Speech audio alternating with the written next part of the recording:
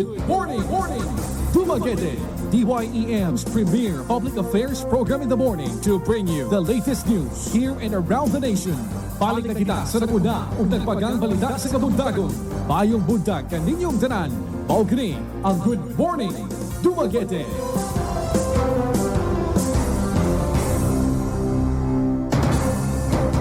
Good morning. Usa na kabulan ang presidential campaign og Marso 25 gilusad na usab ang local electoral campaign o mapasalamaton ta sa Diocesan Electoral Board kinsa milusad sa Candidates Forum. So dinhi madungog nato ang mga local candidates sa ilang mga plataporma. We would like to start with the candidate for the governor as convened by the Diocesan Board. So sila ang may control kung kinsa ang manulti nining mga Candidates Forum. And this is co-convened by Julio Ciruela of the Diocese of Dumaguete, Diocesan Electoral Board. So ang unang kandidato, madungog nato local, is the re-election as Governor Roel Digamo. First, let me thank the Diocesan Board for having this Candidates Forum headed by our honorary chairman, Bishop Julito Cortez, and our chairman, Monsignor Heruela. Sa tanan nga mga panelist karon na adre ang mukusukuso nako og pangutana. Sa tanang membro sa media, mayong gabi pag-usab natong tanan. I always think myself that this position as governor was given to me by God, first and foremost. In 2010, I only ran as board member, having garnered the top board member, number 1. Immediately after the election, Governor Macias died. So I assumed the position as vice governor. 6 months after, Governor Perdices died. So that I became the governor by succession. So sa kanunay, ako naghuna-huna na kining maong posisyon, wala na ko ni tinguha. Wala po na ko ni paningkamuti nga mahimo gyud kong governor kaniadto pa. It was delivered to me, and I think it was God who really put me in the position. So that I think of myself that adunay mga gipahimo or himuonon nga angay ihatag diri kanako sa Ginoo. So that when I started as governor, I always anchored my programs and projects sa gitawag og health, education, livelihood, and other programs and projects. Let me enumerate to you the help that we already accomplished for the past 10 years as your governor.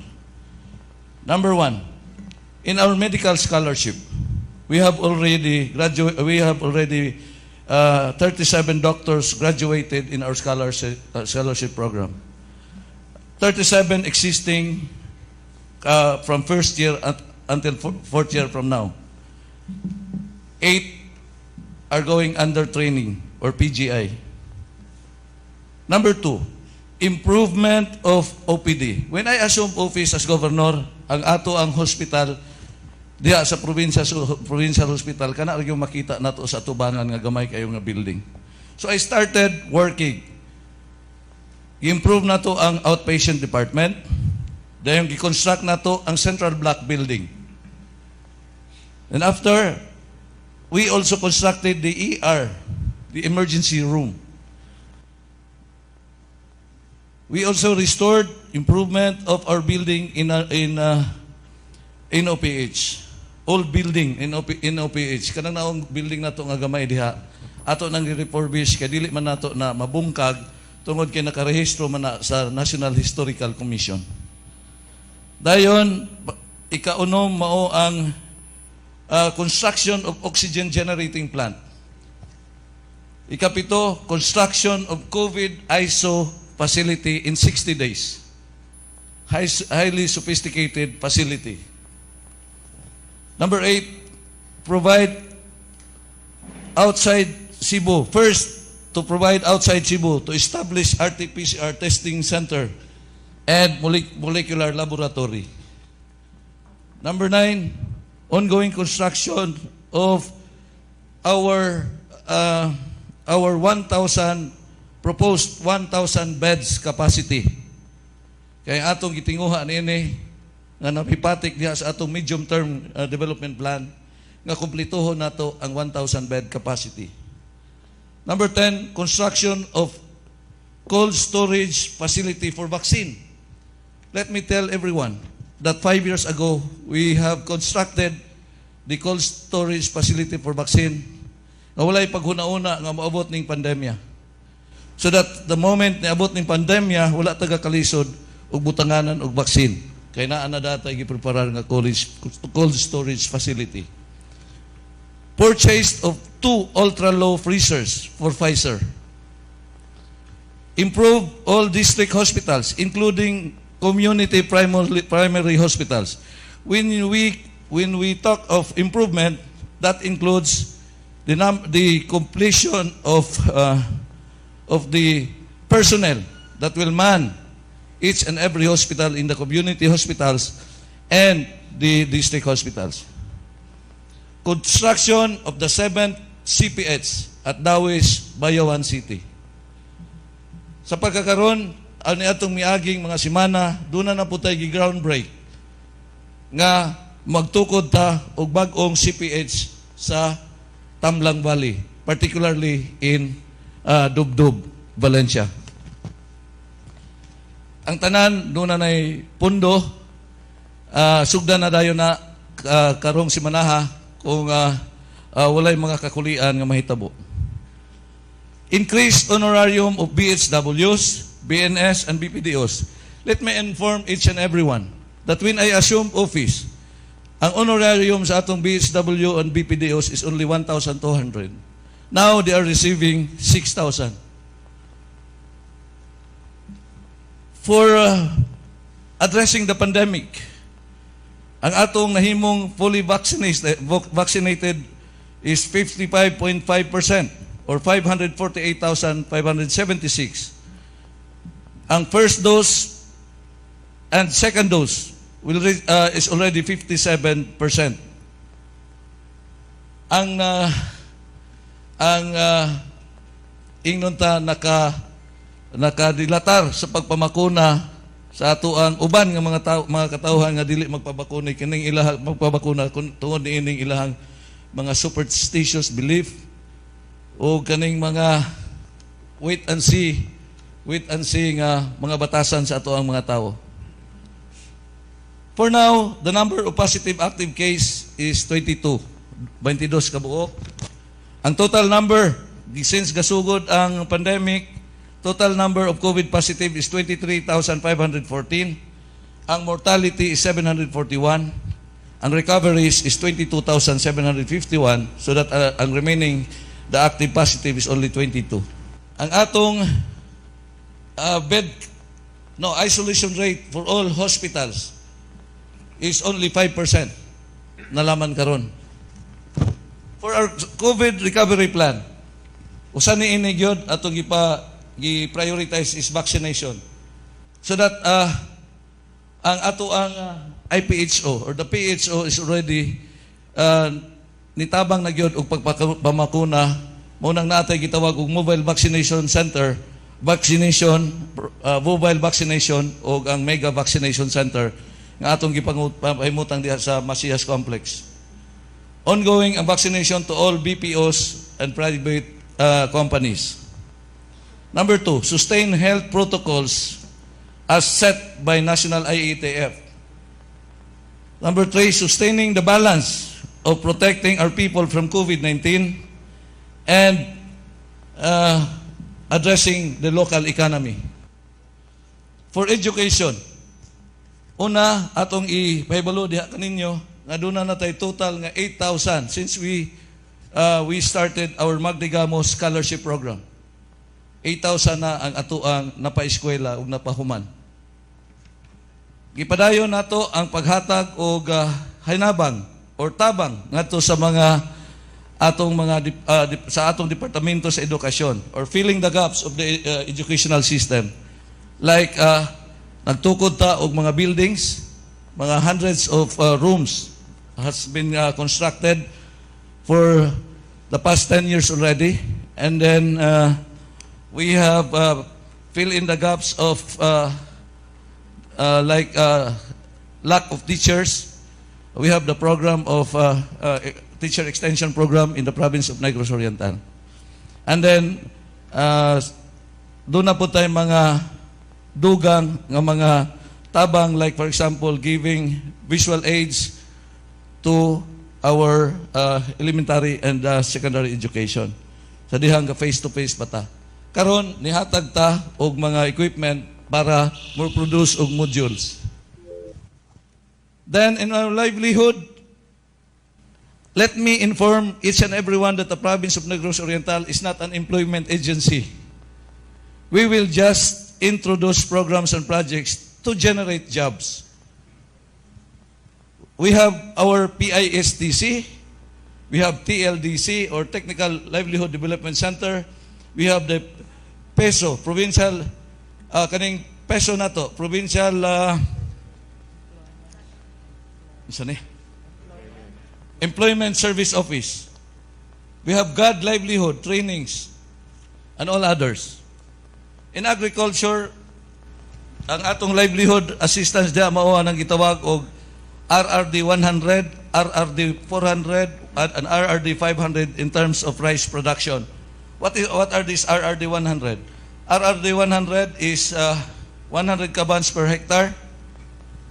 And we have also specialized program like 400 and 500, meaning 400 and 500 kabans per hectare, to assure our people of sufficient rice in the province of Negros Oriental. And then in our programs and projects, under our health program, I would like to tell you that we have concreted already 333 kilometers of roads from 474 roads of the provincial road. So that Thank you. Salamat kaayo, Governor Digamo. So we are now ready for our open forum. We have invited a 5-member panel, and may I introduce them to all of you, including our viewers online. I'd like to start off with the gentleman. Mr. Florence M. Pinili is the Diocesan Coordinator of the Commission on Youth. Hi, sir. Good evening, sir.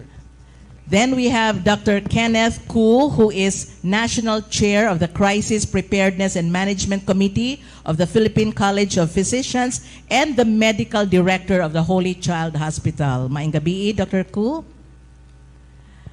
We have also invited the Research and Development Director of Silliman University, Dr. Enrique G. Oracion, or Dr. Ike Oracion. Also with us is the Deputy Chair of the Provincial Commission on Women and the Director for the Center for Gender Studies and Development of Silliman University, Ms. Phoebe Antone Tan. And last but certainly not the least, he is a member of the Diocesan Electoral Board, and he is also the Dean of the College of Arts and Sciences, as well as Student Life of Foundation University, Mr. Peter Macabingil. The members of the panel can now ask their questions directly to our candidate, Governor Roel Ragay Digamo. Ms. Phoebe? Good evening. Good evening, ma'am. Good evening, Gov. My question is, it has been a decade and 2 years since the passage of RA 9710, or the Magna Carta of Women. Have we truly moved forward, sir? And what other steps does the province need to undertake to further advance women empowerment and gender equality and the protection of rights?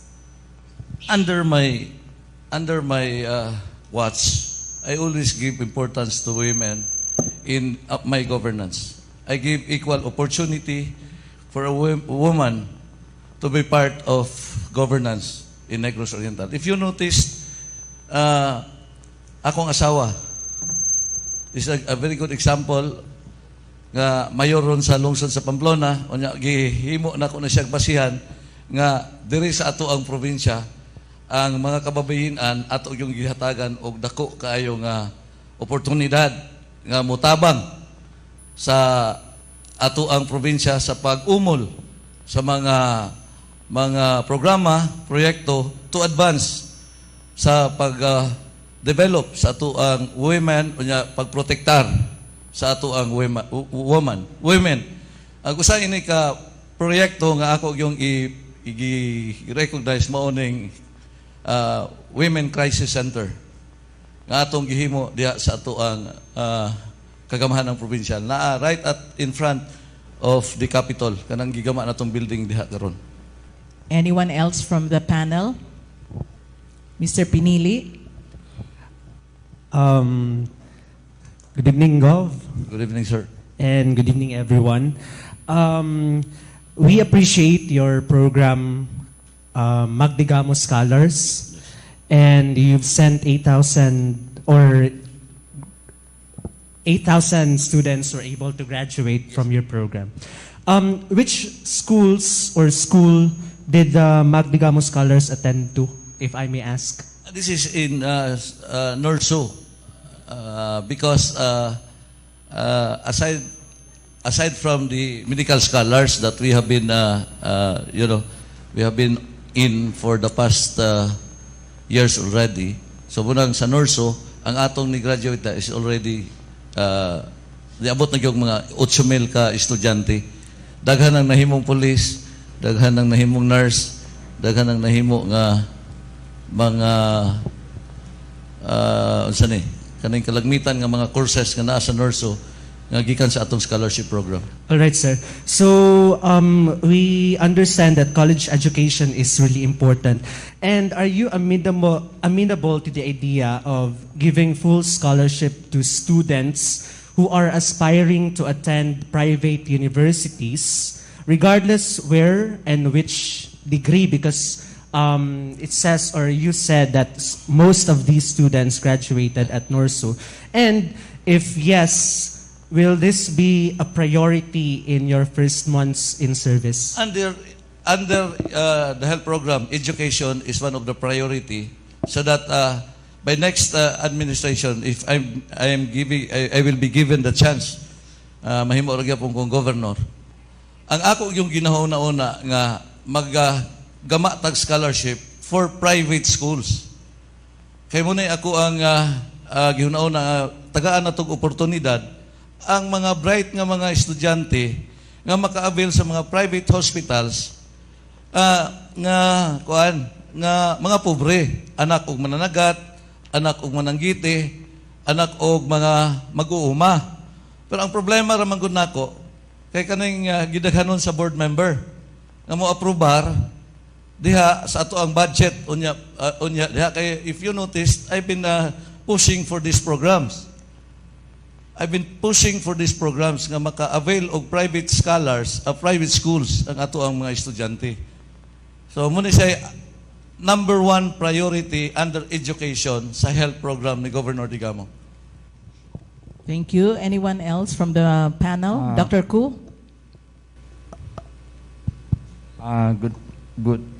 Good evening, Governor.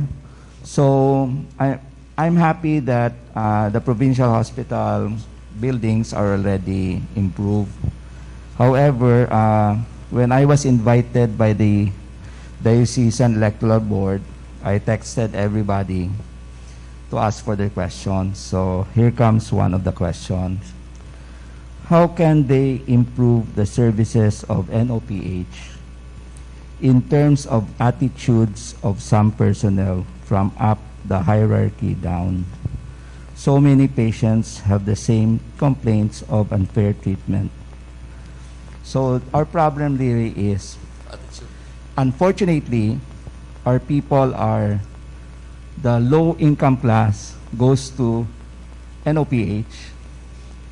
Ang uban, dili na ganahan mo ato sa NOPH kay nagoy mo complain nga singkahan sila and they are forced to go to the private hospitals.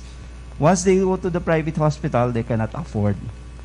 So here comes another question. We know that the public sector of the hospital have a budget monthly. What's that? Have a budget monthly for the public sector. What can you do to implement that in the private setting? Kaya ang problema man God, the class DE, because of the attitude sa provincial hospital, goes to the private, and they cannot afford. So now comes, when they are discharged, they're asking for financial help. Unfortunately, gamay ra daw ang mahatag sa mga private hospital. So if you become the governor, how can you change this one? Or can we change the attitude of the lisod man kayo ng gwapo kayong building pero ang sulod dili pud gwapo, dili gyapon consume or magamit sa atong katawhan. Thank you, Doc. First question is to change the attitude of the personnel manning the hospital. It is a challenge really of being a governor to change the attitude. Kaya mo na pinakalisod. To change the attitude is not to you know, to go against the flow or what this person ganahan. Ang akong gihimo is that una, ato ang one of the reasons why I am in contradiction to your sir nga parehas pa ni sa una ang provincial hospital. Lahi na gyud ni kayo karon. Una, akong gi-introduce tong moral recovery, kada bang recovery program diha sa atong hospital, and that will include kanang bang pag-seminar sa ato ang mga personnel kabahin sa maayong pamatasan sa ato ang pag-serve sa ato ang mga katawhan na ata na ongoing ang atong program, pero it will cost a long process. But I would like to tell you that this is very different from katong nangagi pa, nangagi na. Because ang una, para nato mahimo nga mausob ang batasan sa mga nagdumala diha, sa una, tungod sa kagamay sa hospital, nga dili gani nato ma-determine ang dugo sa gidunggab o ang dugo sa gasukag dugo. Ang atong mga nurses ug doktor diha, puro gyud na siya mga problematic o puro gyud na murag mabaarag pasensya. Munang atong gi-improve ang hospital so that na-relax ang ilahang pagtrabaho. Na-determine nato ang doktor, na-determine nato ang nurse, na-determine nato ang mga pasyente, na-segregate ba. Dayon, gapadayon na atong recovery program. And then, atong gi-introduce, gani na paron sanggo na ang panlalawigan, nga akong i-standardize ang ilahang mga salary for nurses and for GOs. In fact, that is almost 1 year nga nakabinbin na diha. Ang ako ang request nga ma-standardize ang sweldo sa nurse 1, nurse 2, because kadaghanan sa atong nurse nang resign tungod kay gusto nilang mas mahal man ang abroad. So munang in order to cope up that gap, ato ang gi-introduce ang pagsaka sa ilang salary, and then also the GOs. Imbis 300 gidugangan natong tag 200. Naa pa na ron sa sangguni ang panlalawigan. And I am hoping that after this election, daghan ang sangguni ang panlalawigan nga makaintindi, makasabot sa atong struggle. Because under my 25 years program in the provincial hospital, ingani ni Doc, naatay gitawag o kanang pag-improve sa building. Karong medium term, kay 10 years naman ko, ang medium term to complete the 1,000 bed capacity. Kumplito na ng building nga. O makomplete na nato ang 1,000 beds. Sa ato pa, wa pa na ma-approve sa sangguni ang panlalawigan ng budget. And then that includes the improvement sa ato ang salary, ang atong recovery program. Dayon, muna, ang 25 years na ito nga gidamgo, ato nang makabot sa hinay-hinay. Tungod kay natay programa po diha nga ga-train ta sa atong mga doctors. Nga mahimo silang espesyalistang doktor. Nga ang akong gusto, gwapo na unya ang building, ang mga nagdumala ng mga doctors puro na espesyalista. So that is included in the 25 years development plan. So I think kung ano siya Doc, mura ni siya og comprehensive ang approach to change the system. Lisod ang pag-usog sa batasan sa tao, pero sa hinay-hinay dili lang nato inong usbon ng atong iyang batasan ng atong bunalan ato silang kastiguhon no. Psychological ko aritas agi sa pikas para maka-realize sila nga sayop sila. Follow-up question, Governor. Any plans on how to implement universal health care, UHC, for the province of Negros Oriental? Actually, I am ready to implement that universal health care program. Gapaabot na ko ana because that was being introduced last year or 2 years ago. Naabtan lang tag-pandemya. And I am ready. I was already in training, seminar, nakadawat gani ko award. Adili ingon nang hambog ta kay budlay man na. Sa DOH for preparing this health program. I am ready. Mao kadto si Governor 𝐿 re-electionist for governor sa Diocesan Electoral Board during the Candidates Forum. Ug karon mo balid na sad kita sa usa ka kandidato pagka-senador. Ang chairman sa Blue Ribbon Committee, si Senator Richard Gordon, interviewed on Head Start by Karen Davila. Turning over now to Karen with interview with Senator Gordon. You have been vocal in your younger years about the Marcos dictatorship, and given that former Senator Bongbong Marcos is leading in the survey by a huge number right now, what would a Marcos presidency mean to you, and what would the implications be for the country? It's not what it means to me, but what it means to the country, and I will leave that to the country to decide. Because we are trying to attract investments. They will want to see that the president you have will be the best president that has integrity, that has results. Unfortunately, and Bongbong Marcos, kahit na paano, may pinagsamahan kami yan. Nagsama kami sa China yan, noong 10th anniversary. Wala naman ako masasabi na nalalaman ko na mga pagkakabaling napakalaki. Pero siyempre, magpapaliwanag pa rin ang tao palagi pagka siya ang kausap. Yan ang problema eh. So, it really is up to the... And again, you mentioned the surveys. Ang sinasabi ko nga kagabi, maraming kabataan. Gaano karami ba talaga ang nagparehistrong kabataan ngayon? At kung boboto lahat sa kabataan na yan doon sa rally, daan-daan libo nakikita ko, that is my concern. Kaya tinatanong ko sa rally, you think you have won? No, you have not won. You're just yelling and shrieking here. What you need to do, katulad ng lahat nating mga kababayan, is umikot at ikampanya nyo ang pinipili nyong kandidato for president. Because kung hindi nyo ikakampanya dito lang sa rally, hindi tayo mananalo. Hindi kayo mananalo. Kailangan ikampanya nyo sapagkat yan ang dapat natin gawin. Ang mga kampanya, hindi yung kandidato. Yung mga taong naniniwala sa kanilang kandidato. What would be your priority, Senator, if you win another term? My priority has always been the same. When are we going to be a first world country? I did that in Subi. Nagawa ko yan. Nagawa ko sa tourism. We became a competitor in tourism with Wow Philippines. Binalitan lang yung Wow Philippines. Hindi na ako umangal doon kahit na nagbayad tayo nung It's More Fun in the Philippines. Samantalang ginamit ng Switzerland yan nung araw. Yeah. To my mind, it should be make the Philippines first. Hindi lang because we want to be first. Hindi tayo magiging first kung bulok ang education natin. 2 years na tayo hindi nakakapagturo face-to-face. May effect yan. Ang ating edukasyon, ng mga bata, hindi nakakakain ng gusto. Oo. Yeah. Stunted ang growth. Yeah. Ako, pinaproteksyonan ko yung mga doktor, mga nurses. I filed the bill and it was approved. Yung 1 million, maglaba tayo doktor, yung SRA, special allowance sila, binalik ko, ilangas natin. Ganun rin ako sa farmer. Yung farmer, sila nagpapakain sa atin.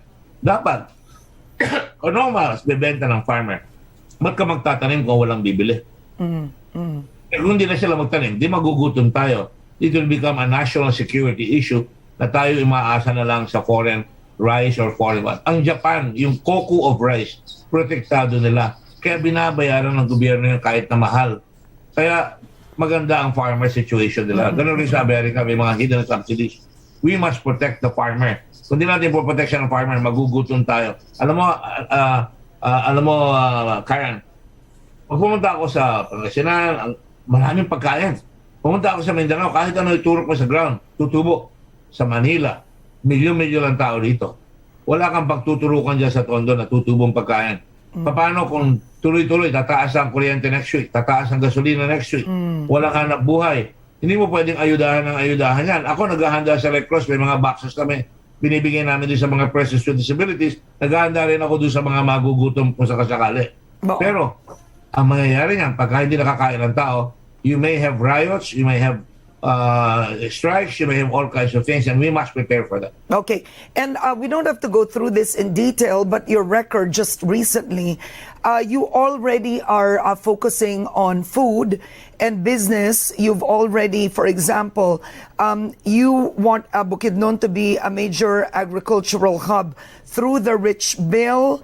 You're targeting also Cagayan de Oro as an investment hub.